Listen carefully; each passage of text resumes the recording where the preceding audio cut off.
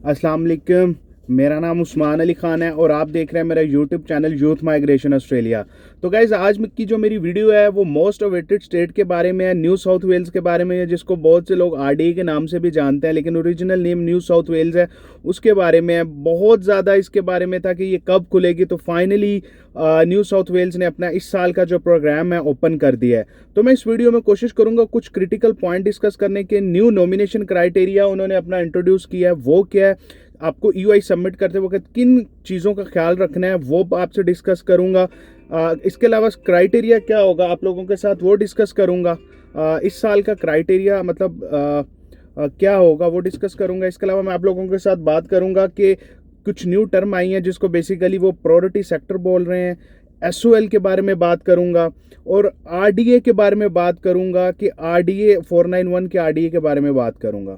तो गाइस सबसे पहले स्टार्ट करते हैं हम 190 के बारे में, क्योंकि साउथ वेल्स ने अभी अपने 190 के जो वीज़ा है उसकी डिटेल रिवील किया है। 491 के बारे में भी मैं आप लोगों के साथ अच्छी न्यूज़ शेयर करूंगा, तो वो एंड पे आपको देखनी पड़ेगी। 190 के लिए स्टेट ने क्या बोला है कि आपको कोई आरओआई सबमिट नहीं करनी पड़ेगी, आपको डायरेक्ट ईयूआई सबमिट करनी है 190 के लिए। अच्छा, इसके अलावा इसके एक और उन्होंने किया है कि एसओएल जो है साउथ वेल्स ने अपनी कोई भी ऑक्यूपेशन लिस्ट जो है इस दफ़ा यूज़ नहीं की, बल्कि उन्होंने क्या किया है कि वो डिपार्टमेंट होम अफेयर की जो 190 की जो एसओएल है उस पर कम्प्लीटली रिलाई कर रहे हैं, जो कि बहुत अच्छी बात है। ये बहुत सारे ऑक्यूपेशन इसमें कवर करेगी। अच्छा, एक और चीज़ उन्होंने बात की है कि अगर आप ऑन शोर हैं तो आपको कम से कम 6 महीने न्यू साउथ वेल्स में रहना है, तब आप ऑन शोर कंसिडर होंगे न्यू साउथ वेल्स के लिए।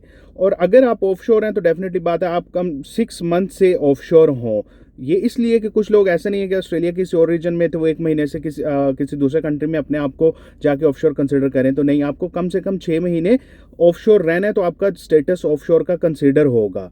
तो ये इसमें एक इम्पॉर्टेंट पॉइंट है। और वर्क एक्सपीरियंस की कोई रिक्वायरमेंट नहीं है, ऐसा कोई एक्सपीरियंस की रिक्वायरमेंट नहीं है, जो कि अच्छी बात है। अब बात करेंगे कि कुछ क्रिटिकल पॉइंट्स की, जो मैंने आपसे स्टार्ट में बात की थी कि वो कौन से इंपॉर्टेंट पॉइंट है जिनका आपको ख्याल रखना है। सबसे पहली बात ये है कि आपका जो ईयूआई है वो वैलिड होना चाहिए।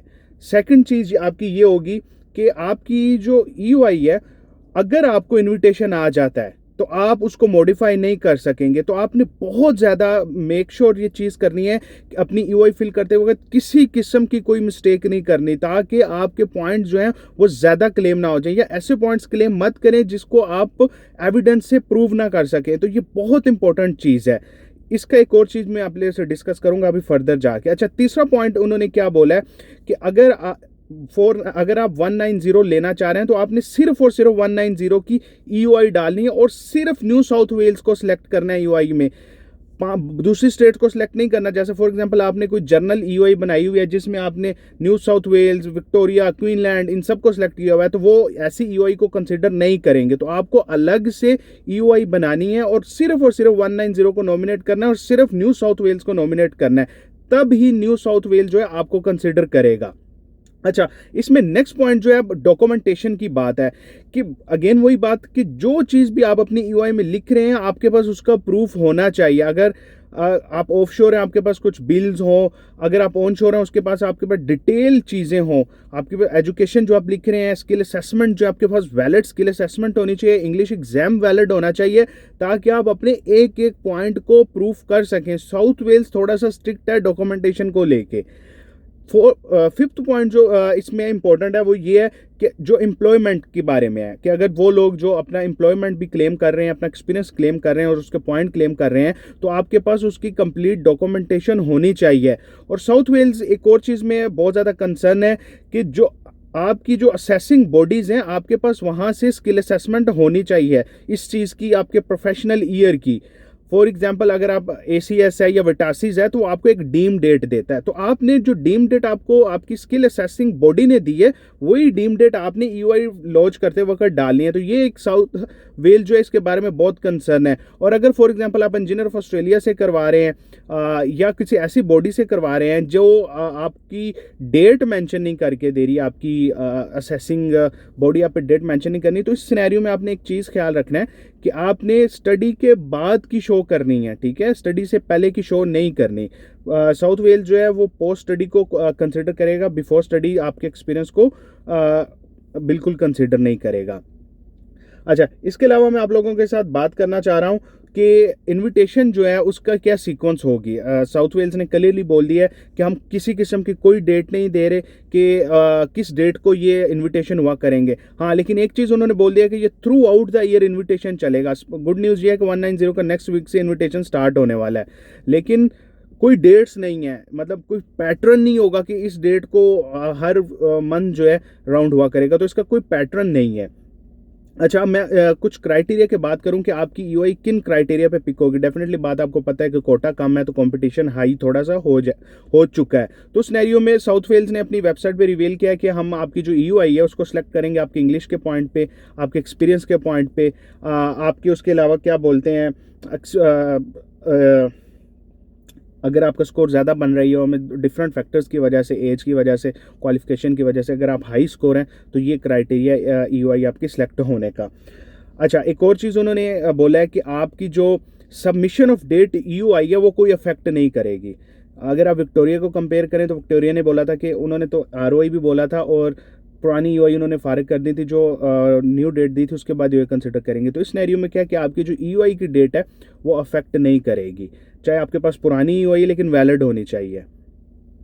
अच्छा, अब मैं आप लोगों के साथ बात करूंगा एक चीज़ पे कि बेसिकली जो साउथ वेल्स है अगर आप उसको कंपेयर करें तो वो भी विक्टोरिया के पैटर्न पे थोड़ा सा गया है, ठीक है। इन्होंने एक चीज़ बोली है कि इन्होंने, अच्छा, अपनी स्किल लिस्ट देने की एक और चीज़ बहुत बोली है। स्किल लिस्ट तो उन्होंने नहीं दी, लेकिन उन्होंने एक प्रायोरिटी सेक्टर का वर्ड इंट्रोड्यूस कर दिया और प्रायोरिटी सेक्टर के लिए उन्होंने 4 से 5 सेक्टर लिए हैं जो हाई प्रायोरिटी डिमांड है साउथ वेल्स में, जिसमें हेल्थ है, एजुकेशन है, आईसीटी है, इंफ्रास्ट्रक्चर और एग्रीकल्चर है। अच्छा, डायरेक्ट उन्होंने इसका आपको एनजो कोड नहीं दिए, लेकिन आप क्या कर सकते हैं कि आप डिफरेंट सर्च कर सकते हैं कि हेल्थ में कौन से एनजो कोड आएंगे, इंफ्रास्ट्रक्चर में कौन से एनजो कोड आएंगे, आईसीटी में कौन से एनजो कोड है, एजुकेशन में कौन से एनजो कोड है, तो आप अपने तौर पे रिसर्च कर सकते हैं। लेकिन साउथ वेल्स ने अपनी कोई एसओएल जो है 190 की इंट्रोड्यूस नहीं की, उन्होंने डायरेक्ट होम अफेयर की जो एसओएल है उस पर रिलाई किया है।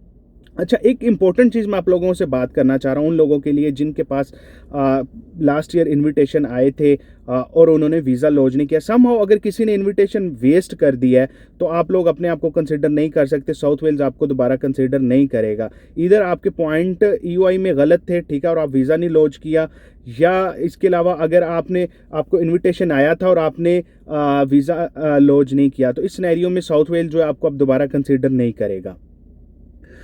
अगर आपको इनविटेशन आ जाता है तो वो स्टेप ये होंगे कि अगर जब आपको इनविटेशन आ जाएगा तो आपने मेक श्योर करना है कि सारी डॉक्यूमेंटेशन प्रोवाइड करनी है जिसका आपने क्लेम किया। अच्छा, विद इन 14 डेज आपने फिर फाइनल विद इन 14 डेज में आपने डायरेक्ट इनविटेशन फिर अप्लाई करना होगा अपनी विद डॉक्यूमेंटेशन के साथ, और उसकी $330 फीस होगी जो आपको न्यू साउथ वेल्स गवर्नमेंट को पे करनी पड़ेगी, और विद इन 2-3 वीक्स में वो आपको आपका आउटकम दे देंगे। तो ये तो थी 190 की डिटेल, जो बहुत डिटेल में मैंने आप लोगों को आपके साथ शेयर कर दी, और मैं लिंक में अपनी वीडियो में आपके साथ लिंक भी शेयर कर दूंगा। अब मैं आप लोगों से बात करूंगा 491 के बारे में। देखिए, 491 के बारे में साउथ वेल ने अपनी वेबसाइट पे थोड़ी सी इन्फॉर्मेशन दी है कि वो अभी इस प्रोग्राम को ओपन नहीं कर रहे, कुछ देर के बाद वो ओपन करेंगे। लेकिन एक अच्छी न्यूज़ उन्होंने उन लोगों के लिए दी है जिन लोगों ने लास्ट ईयर पेमेंट वापस नहीं ली थी आरडीए के थ्रू। एक तो साउथ वेल्स ने ये बोला है कि आरडीए जो है वो हमारी प्रायोरिटी पे है। आरडीए, क्योंकि आरडीए में बहुत ज़्यादा शॉर्टेज है और प्रायोरिटी में आरडीए, ताकि रीजनल डेवलपमेंट में लोग ज़्यादा से ज़्यादा जा सकें और डिलीवर कर सकें। दूसरी अच्छी चीज़ उन्होंने ये बोली है कि हम जो टैलेंट आरडीए के थ्रू लेके आना चाह रहे हैं, पूरी दुनिया से जो एक्सट्रीम टैलेंटेड लोग हैं हम उनको लेके आना चाह रहे हैं। और तीसरी बात उन लोगों के लिए जिन्होंने लास्ट ईयर आरडीए से पैसे वापस नहीं लिए थे, तो आरडीए ने एक बहुत अच्छी न्यूज़ साउथ वेल्स ने ये शेयर किया है कि आरडीए का प्रोग्राम जो है तब तक ओपन नहीं होगा जब तक हम लास्ट ईयर के जो कैंडिडेट्स हैं उनको फाइनलाइज ना कर लें। अच्छा, इसमें अब दो चीज़ें होने को हो सकती हैं।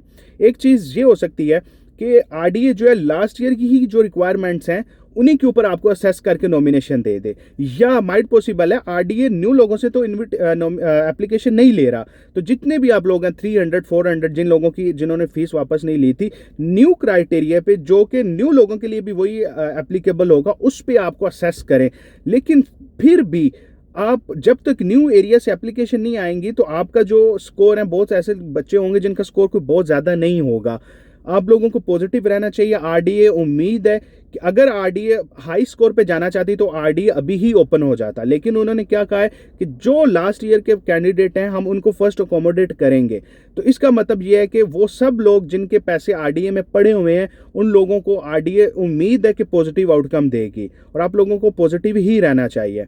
तो गाइज अगर आपको ये मेरी वीडियो अच्छा, एक और चीज़ मैं आप लोगों के साथ शेयर करूं। मैंने कल ही अभी एक वीडियो बनाई थी और मैंने उसमें आपको बोला था कि न्यू साउथ वेल जो कुछ दिनों में ओपन होने वाली है, और ये आने वाला जो वीक है बहुत इंपॉर्टेंट है, और वही हुआ। विद इन 24 आवर मेरी उस वीडियो के बाद जो है साउथ वेल जो है वो ओपन हो गया। तो गाइज मैं हमेशा कोशिश करता हूँ आप लोगों के साथ रियलिस्टिक अप्रोच के साथ बात की जाए, इधर उधर की बातें ना की जाए, और जो लेटेस्ट अपडेट है वो आपके साथ शेयर की जाए। तो अगर आप ये मेरी वीडियो देख रहे हैं तो do subscribe my channel, share my video with your friends so the people can get the right information from the right platform. Don't forget the name of Youth Migration Australia. See you soon in my next video.